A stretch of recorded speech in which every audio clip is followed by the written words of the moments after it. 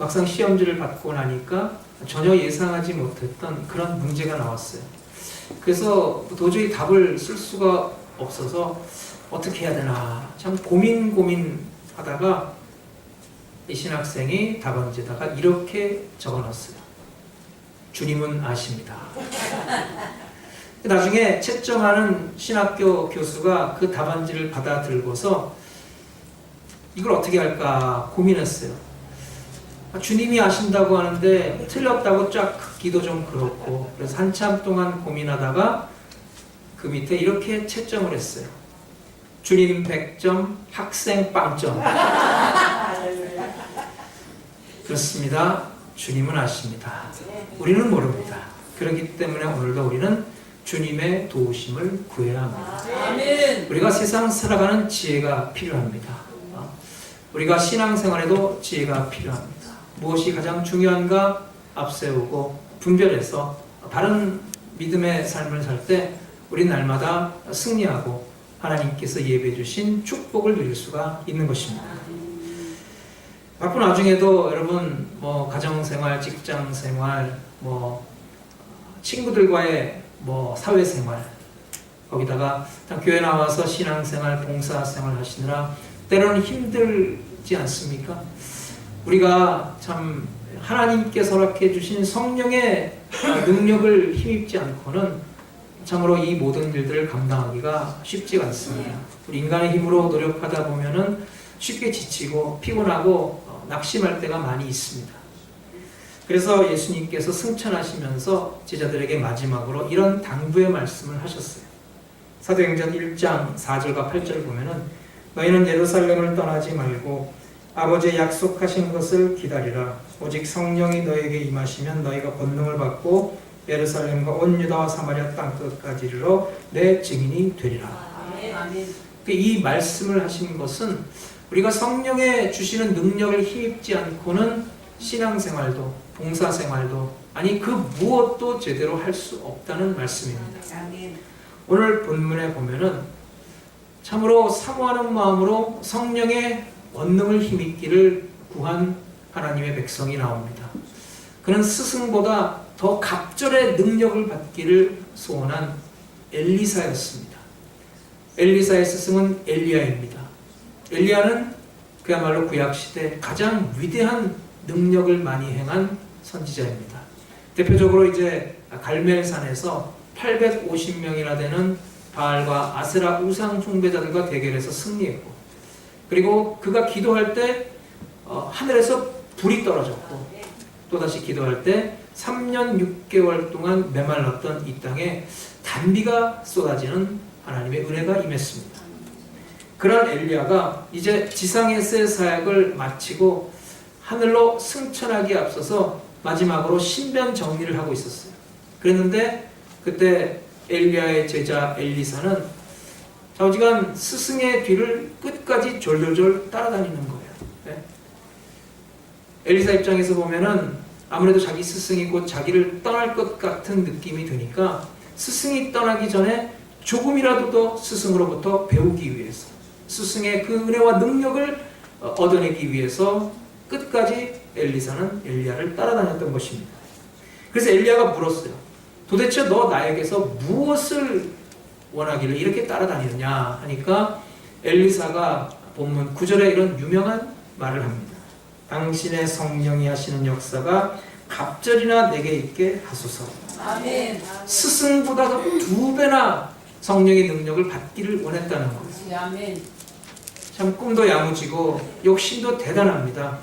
구약시대 가장 위대한 선지자였다는 엘리야보다도 2배나 더 성령의 능력을 받기를 원하는 거예요. 얼마나 욕심 많습니까? 근데 어떻게 보면 이것이 바로 참 은혜를 갈망하는 그런 성도의 자세가 된다는 것입니다. 아멘. 천국은 침노하는 자의 것이라고 말씀했어요. 엘리사는 정말 간절함과 사모함으로 하나님의 은혜를 구했기 때문에 그는 스승보다 갑절의 능력을 받아서 위대하게 쓰임받는 선지자가 되었다는 것입니다. 우리가 신앙생활 함에 있어서 그냥 아무 생각 없이 긴가민가하며 왔다 갔다 하는 것이 아니라 하나님의 은혜를 갈망하는 그런 자세로 나올 때 그런 자세로 예배드리고 기도할 때 하나님께서 풍성한 성령의 역사를 우리 가운데 베풀어 주실 줄로 믿습니다. 아멘. 그럼 갑절의 능력이 무엇입니까? 갑절의 능력이 뭔지 알아야 갑절의 능력을 달라고 구할 것 아닙니까? 갑절이란 말은 더블, 2배가 되는 것이죠. 근데 이제 이것을 영적으로 우리가 생각해 본다면 이것은 바로 완전한 것을 의미합니다. 그러니까 영어로 말하면 perfect. 우리를 성령의 역사로 하나님의 백성으로 온전하게 하여 주옵소서. 아멘. 성령이 우리 가운데 임해서 우리가 하나님의 사람으로 온전하게 변화받고 우리 삶이 주 안에서 새로워지는 것을 가리킵니다. 성령의 역사를 갑절로 받지 못했기 때문에 나약한 모습으로 살아가게 된다는 거예요. 갑절의 능력을 받으면은 예수님을 믿는 믿음의 확신이 생기고 그리고 그 마음이 담대해집니다. 아멘. 고린도전서 12장 3절에 보면 그러므로 내가 너희에게 알게 하노니 하나님의 영으로 말하는 자는 누구든지 예수를 주라 할 자가 없고 또 성령으로 아니하고는 누구든지 예수를 주시라 할 수 없느니라. 아멘. 사람이 예수님을 구주로 믿고 하나님을 아버지로 부르는 것은 사실 이것은 기적과도 같은 일입니다. 죄인이 죄사함 받고 하나님의 영광스러운 백성이 된다는 것은 정말 쉬운 일이 아닙니다. 이스라엘 백성들이 애굽에서 해방되는 것과 같은 그런 하나님의 특별한 섭리와 은혜가 있어야만이 가능하다는 거예요. 다시 말해서 예수 아무나 믿는 것이 아니라는 것입니다. 하나님의 특별한 간섭과 선택을 받은 사람, 성령의 특별한 은혜를 체험한 사람이 예수님을 믿을 수 있다는 거예요. 우리가 모르는 가운데도 우리 가운데 성령의 은혜와 역사가 있었기 때문에 우리가 예수님을 믿게 되는 것이고 하나님을 섬기게 되는 것입니다. 또 하나님의 특별한 은혜를 받은 사람은 사랑을 할 수가 있습니다. 여러분, 이 사랑의 능력이 참으로 위대합니다. 이 사랑이라는 것은 나랑 친한 사람을 사랑하는 그런 사랑이 아니라 원수까지도 불쌍히 여기고 긍휼히 여기고 사랑으로 품어주는 것을 의미합니다. 아멘. 여러분, 이 사랑이 얼마나 대단하냐면은 이 사랑 앞에서는 정말 사자같이 살아온 사람도 온순해지고 문제와도 마음을 바꾸고 원수도 그 앞에 엎드리게 합니다. 사실 사람의 온갖 지혜와 방법을 동원해도 그 다른 사람의 그 완악한 마음을 변화시킬 수 없습니다. 그러나 사랑은 할 수가 있다는 거예요. 그래서 사랑은 영적인 최고 봉우리입니다. 만약 아직도 마음이 평안하지 않다면, 만약 아직도 형제를 온전히 사랑할 수 없다면 여러분 이 시간 갑절의 성령의 역사를 구하십시오.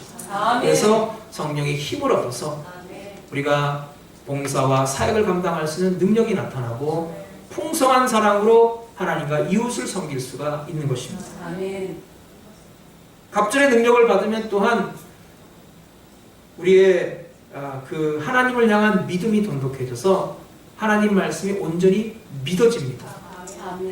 마가복음 4장에 보면 예수님은 폭풍한 가운데서 배 안에서 편안히 주무셨어요.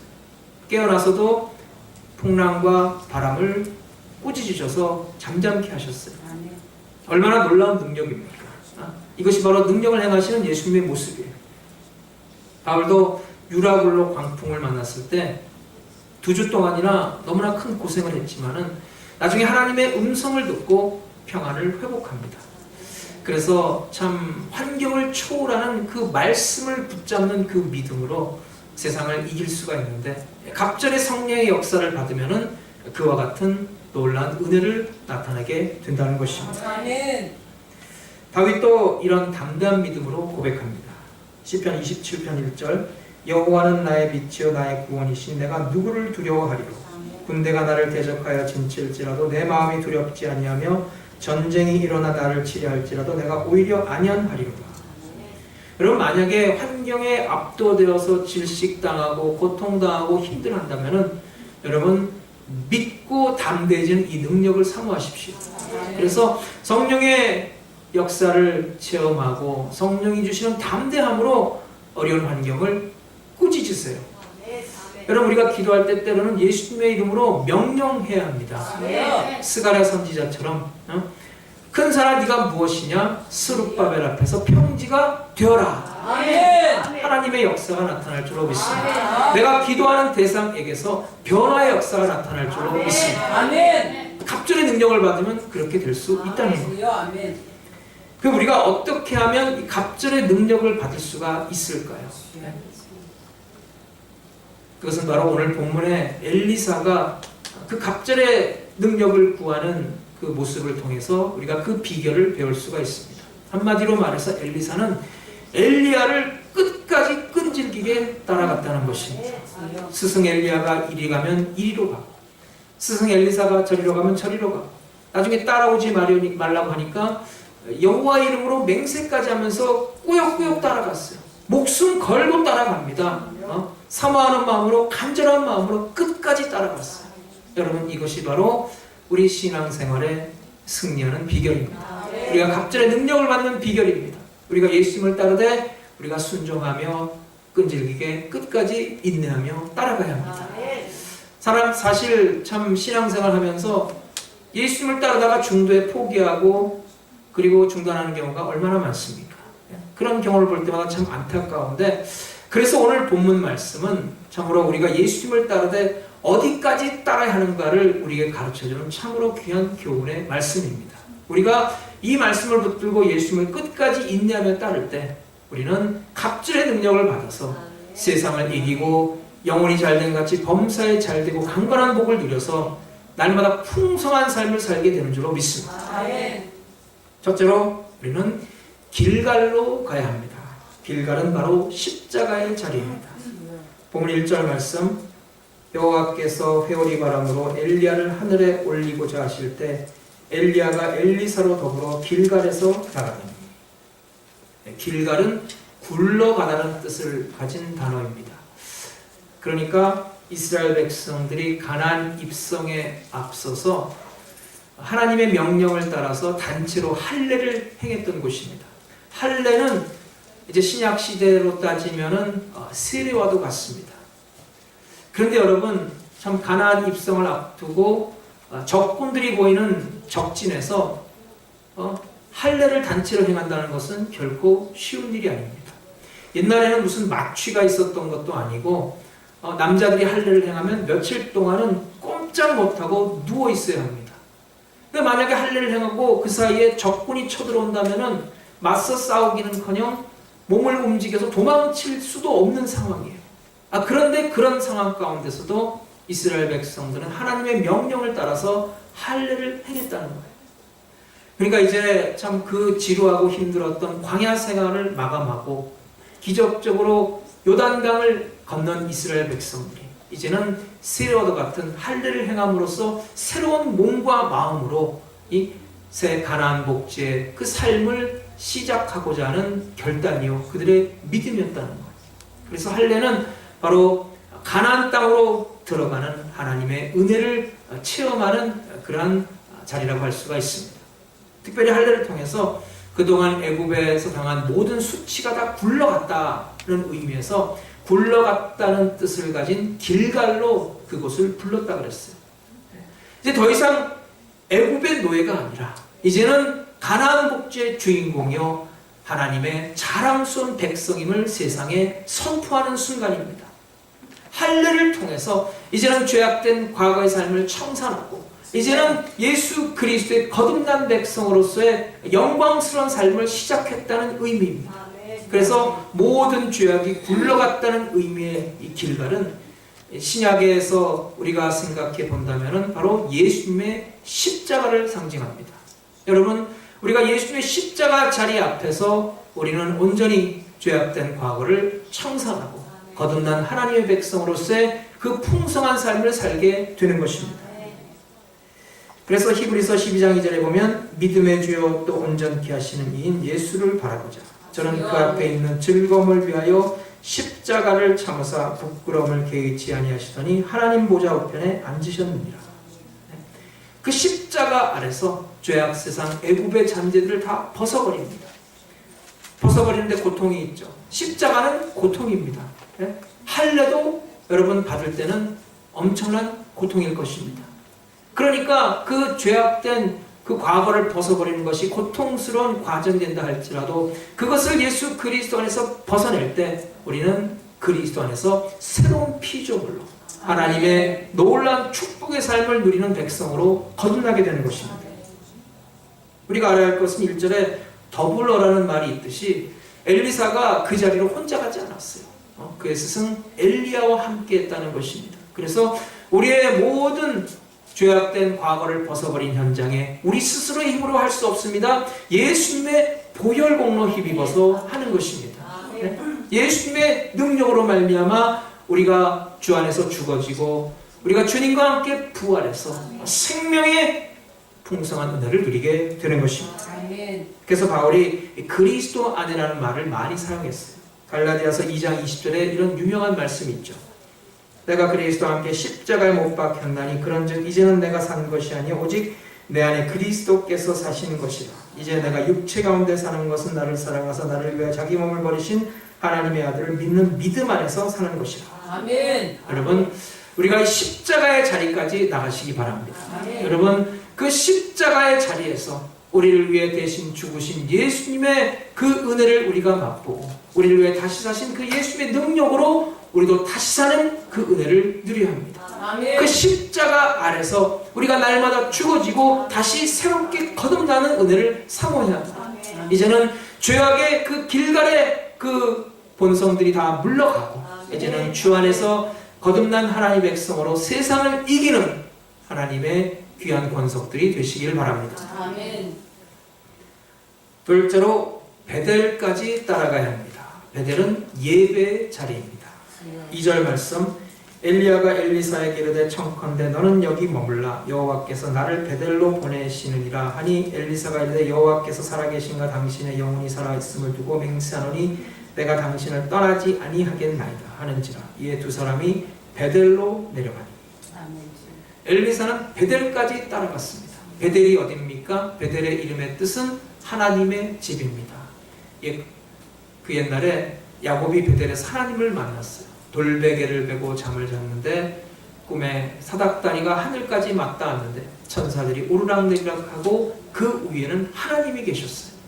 그래서 야곱이 큰 은혜를 받고 감동을 받아서 그가 소원을 합니다. 내가 이제부터 하나님만을 신실하게 섬기고 하나님만이 나의 하나님이 되십니다. 그렇게 약속을 하고 맹세를 했어요. 그리고 그 자리에 돌단을 쌓고 하나님께 예배를 드립니다. 그런데 나중에 이 야곱이 20년 동안 외삼촌 라반의 집에서 살면서 참 그 하나님에 대한 약속을 잊어버리고 하나님을 예배하는 삶을 살지 못했어요. 고등사기꾼 라반과 싸우느라고 참 세상 풍파에 시달려서 참 먹고 사는 일에 바빠서 하나님을 예배하는 삶을 살지 못했던 것입니다. 그런데도 하나님께서는 신실한 하나님의 사랑으로 야곱을 인도해 주시고 축복해 주시고 에서와도 화해하게 해주시고 무사히 고향으로 돌아오게 해주셨어요. 근데 야곱은 아직도 정신을 못 차리고 세상 가운데 방황합니다. 그러다가 이제 세겜성에 도착해서 인간적인 생각으로 거기 머물러 살려고 했는데 큰 사건이 터졌어요. 자기 딸 디나가 세겜성 추장에게 큰 봉변을 당하고 이를 분개한 야곱의 아들들이 그 세겜성으로 들어가서 그 성의 남자들 다 죽이는 엄청난 사태가 벌어졌어요. 그래서 야곱은 그 순간 하나님의 음성을 듣게 됩니다. 그래서 하나님을 만난 그 첫사랑의 자리 베델로 올라갑니다. 그래서 그 베델에 다시 한번 돌단을 쌓고 하나님께 예배를 드립니다. 그래서 베델은 바로 첫사랑을 회복하는 장소입니다. 베델은 하나님이 야곱을 처음으로 만나주신 자리이고 또한 야곱이 나중에 하나님을 향한 그 첫사랑을 다시 회복한 자리입니다. 그래서 베델은 하나님을 예배하고 경배하는 성도의 삶을 의미합니다. 여러분, 우리가 예배 생활이 우리 성도의 가장 기본이 된다는 사실을 잘 압니다. 그래서 예배가 부흥의 비결이고 예배가 능력 받는 것의 기초입니다. 달리 은혜 받을 길이 없어요. 그래서 우리는 자나깨나 우리가 예배 드리는데 앞장서야 하는 것이고 예배에 성공하는 성도가 되어야 합니다. 하나님은 예배를 드리기를 즐겨하는 성도를 기뻐하시고 은혜를 베풀어 주십니다. 예배에 성공할 때 하나님께서는 그 예배를 통해서 하나님의 약속과 축복을 이루어 주십니다. 하나님은 지금도 신령과 진정으로 예배 드린 자를 찾고 계십니다. 아멘. 여기 본문에 엘리사의 베델을 향해서 강조되는 문구가 있습니다. 2절에 보면 여호와의 살아계심과 당신의 영혼이 살아있음을 두고 맹세하노니 내가 당신을 떠나지 아니하겠나이다. 주여 아멘. 예배 생활, 기도 생활을 이렇게 끝까지 예수님을 떠나지 않는다는 각오로 하라는 뜻입니다. 예배 생활을 중단하지 말고 비가 오나 바람이 오나 눈이 오나 변함없이 예배 자리를 찾아서 하나님을 예배하는 성도를 하나님께서는 나중에 더 풍성한 은혜로 채워주십니다. 그렇게 할 때 온전케 하신 갑절의 능력을 받아서 세상을 이길 수가 있습니다. 여러분, 예배 회복의 은혜가 우리 가운데 넘쳐나길 바랍니다. 또 예배는 교회에서 드려지는 예배만이 예배가 아니라 성도의 일상생활에 항상 예배 드리는 삶이 되어야 합니다. 아멘. 그래서 하나님을 날마다 거룩하게 섬기는 산지사로서의 성도의 삶이 되어야 한다는 거예요. 아멘. 그래서 이제 여러분 매 순간 매 시간대마다 우리가 하나님을 찬양하고 경배하고 하나님께 기도하고 하나님과 동행하고 말씀을 묵상하고 말씀대로 살려고 노력하고 하나님의 뜻대로 사랑을 실천하려는 성도가 되어야 합니다. 예배를 영어로 worship service라고 합니다. worship, 하나님을 경배하고 그 다음에는 service, 우리 삶에 섬기는 삶이 이어져야 한다는 뜻이에요. 어떤 성도가 주일 늦잠을 자서 예배에 늦게 오게 되었어요. 교회 도착하니까 이미 예배는 끝났고 성도들은 이제 다 집으로 돌아가려는 그런 상황입니다. 목사님이 그 성도를 반갑게 맞이해 줬어요. 이 늦은 성도가 미안한 마음이 들어서 목사님에게 이렇게 말했어요. 목사님 정말 죄송합니다. 제가 늦잠을 자서 이렇게 예배를 못 드렸네요. 다음 주부터는 제가 꼭 제 시간에 일어나서 와서 예배를 꼭 드리겠습니다. 그러니까 목사님이 뭐라 했겠습니까? 아닙니다, 성도님. 이제 겨우 예배 중에 월십이 끝났습니다. 이제는 성도님의 삶 가운데 서비스하는 그런 시간이 너무나도 많이 남았습니다. 여러분, 그렇습니다. 우리 모두는 항상 범사의 하나님을 예배하고 섬기는 성도가 되어야 합니다. 아멘. 예배에 성공하는 자에게 하나님께서 예비하신 풍성한 은혜를 채워주십니다. 예배에 실패하면 시험 들 수 있는 것이고 실족할 수가 있다는 것. 우리 모두 진정으로 예배가 회복되는 교회, 예배 은혜가 넘쳐나는 성도들이 되시기 바랍니다. 아멘. 베델의 회복의 역사, 첫사랑의 회복의 역사가 아멘. 우리 가운데 나타나기 바랍니다. 아멘. 셋째로 요단강으로 따라가야 합니다. 요단강은 말씀의 자리입니다. 6절에 보면 엘리야가 또 엘리사에게 이르되 청하건대 너는 여기 머물라 여호와께서 나를 요단으로 보내시느니라. 요단강은 이제 헐몬산에서 흘러내리는 그 강물이 참 요단강을 통해서 더 풍성하게 되어서 이 가나안 땅의 생명줄이 됩니다. 가나안 땅의 젖줄과도 같은 것이 바로 요단강입니다. 그 요단강은 우리에게 무엇을 상징합니까? 일찍이 이스라엘 백성들이 이제 가나안 입성을 앞두고 요단강을 건너야 했습니다. 그 당시에 요단강이 홍수로 인해서 범람하기 일보 직전이에요. 근데 하나님의 명령이 무엇입니까? 네? 법궤를 메고 요단강으로 들어가라는 거예요. 법궤가 무엇을 상징합니까? 법궤 속에는 하나님의 10계명의 돌판이 들어있어요. 그래서 법궤는 말씀을 의미합니다. 근데 여러분, 인간적인 생각으로 볼 때 지금 홍수가 나서 넘쳐나는 요단강으로 들어가라는 것은 그냥 죽으라는 것과 같은 의미입니다. 인간적으로 생각할 때. 그러나 그 인간적인 생각을 내려놓고 하나님이 말씀하셨으니까 그 말씀대로 따르라는 거예요. 그래서 그 말씀대로 따라서 법궤를 앞세우고, 다시 말해서 하나님의 말씀을 앞세우고 전진해 나가니까 그들 앞에서 요단강이 쫙 갈라지는 기적의 역사가 나타났다는 거예요. 그래서 여러분, 요단강은 바로 말씀을 앞세우는 성도의 삶을 가리킵니다. 성도가 말씀을 앞세우고 나아갈 때 그 앞길에 길이 활짝 열린다는 거예요. 아멘. 그래서 요단강으로 따라가자는 것은 우리 인간적인 계산과 고정관념을 깨뜨리고 우리의 생각을 하나님의 말씀으로 변화시키라는 거예요. 우리 생각이 하나님의 말씀으로 변화되지 않으면 하나님의 능력이 나타날 수가 없다는 거예요. 말씀이 없으면 여러분 생명도 없습니다. 그 옛날 초대교회 버가모 교회를 한번 생각해 보세요. 버가모 교회는 참 열정적인 그런 신앙으로 하나님을 섬기려 했어요. 그래서 처음에는 예수님을 위해서 순교자까지 나왔어요. 그런데 나중에는 참 그들에게 말씀을 붙잡는, 말씀에 바로 서는 믿음이 부족했기 때문에 그 교회에 이단이 들어왔을 때 발람과 니골라당의 교훈을 쫓는 이단 세력들로 인해서 교회가 무너지고 말았다는 것입니다. 그래서 지금 버가모 교회는 흔적도 없이 사라지고 존재하지 않는다는 거예요. 그래서 말씀이 없으면 이렇게 우왕좌왕합니다. 말씀이 없으니까 무엇이 옳은 것인지, 무엇이 잘못된 것이 분별을 못해요. 이쪽에서 이런 말하면 이쪽으로 휩쓸리고 저쪽에서 저런 말하면 저쪽으로 휩쓸리고 중심을 잡지 못합니다. 성도는 하나님의 말씀을 굳건히 잡고 그 말씀에 반석 위에 굳건히 서는 성도가 되어야 합니다. 여러분, 우리 생각에 하나님의 말씀으로 채워넣지 않으면 변화가 없어요. 사람이란 자기 생각을 넘어설 수 없는 존재입니다. 잠언 23장 7절에 보면 대저 그 마음의 생각이 어떠하면 그 위인도 그러한즉. 그래서 말씀을 부지런히 듣고 그 말씀으로 내 생각을 바꿔야 합니다.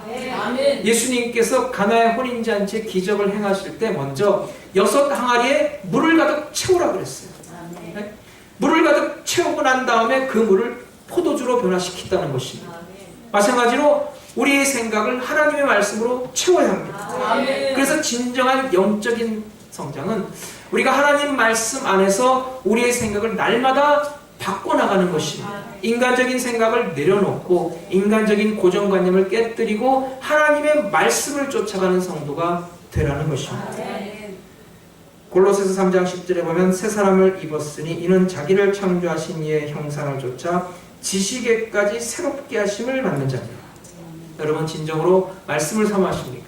여러분 그 말씀에 순종하며 말씀대로 살려고 하십니까?